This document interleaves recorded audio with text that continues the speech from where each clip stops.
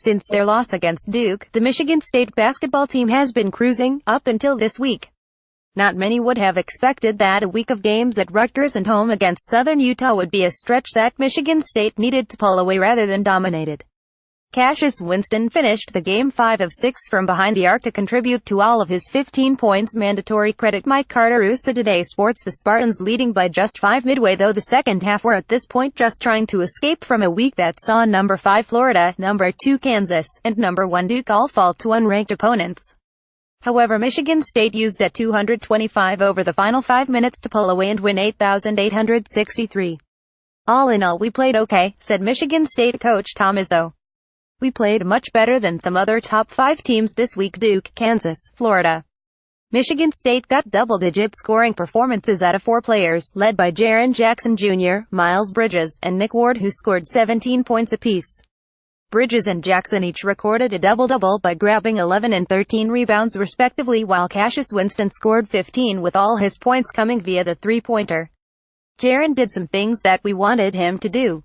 He took the ball to the hole, said Izzo. I thought Cassius played really well and I thought this was Millis' best game. Dre Marin, Jacob Callaway, and Jaden Kahi each scored 12 points for the Thunderbirds to lead the team.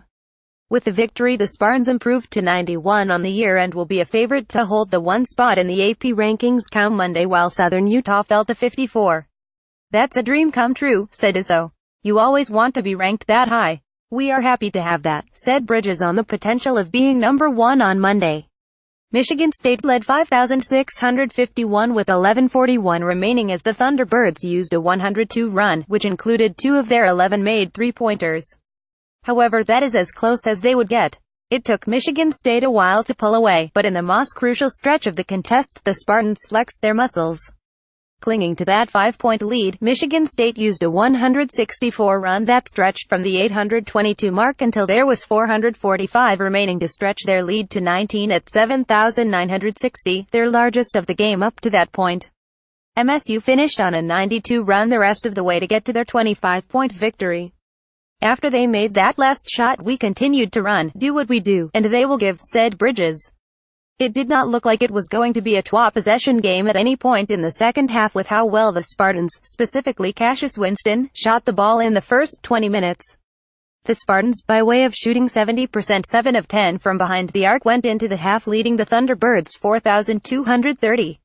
Both Michigan State and Southern Utah began the game with a slow start from the field. The Thunderbirds opened the game with a three-pointer but went 0 for their next 6 from the field, while the Spartans missed their first 4 shots from the field before Joshua Langford made a jumper to put MSU up 43 with 16:13 remaining in the half. The Spartans held a small 14-10 lead midway through the first half as shots from behind the arc began to fall, specifically for Miles Bridges and Cassius Winston, who made one of his 3 first-half three-pointers. I think my jumper has gotten really consistent, said Winston after the game.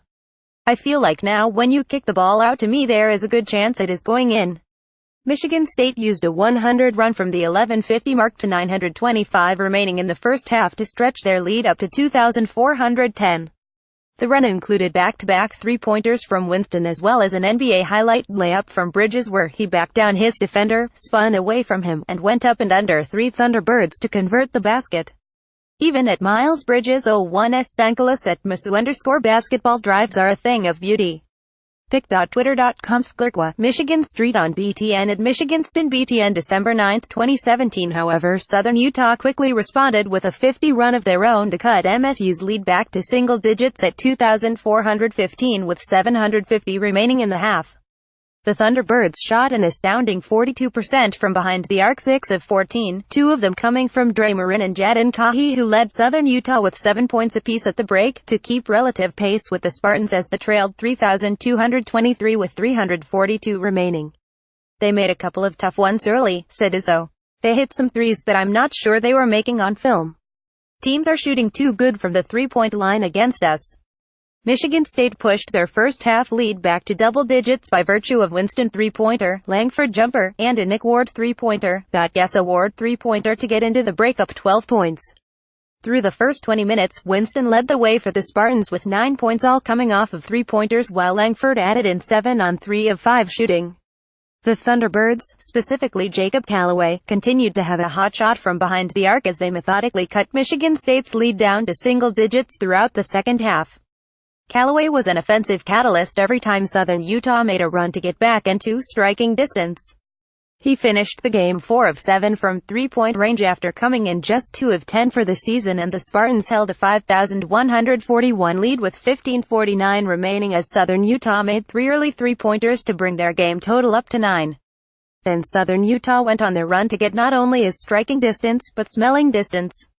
The Spartans finished the night 47% from the field, 2,859, while making 9 three-pointers, 9 of 19. They also dominated Southern Utah in the paint, outscoring them 3,412 and out-rebounding them 4,934. With final exams on the horizon for the players, the Spartans will be off until Saturday, December 16th, when they play Oakland at Little Caesars Arena. Oakland may have their best team ever because they have all their guys back, said Izzo.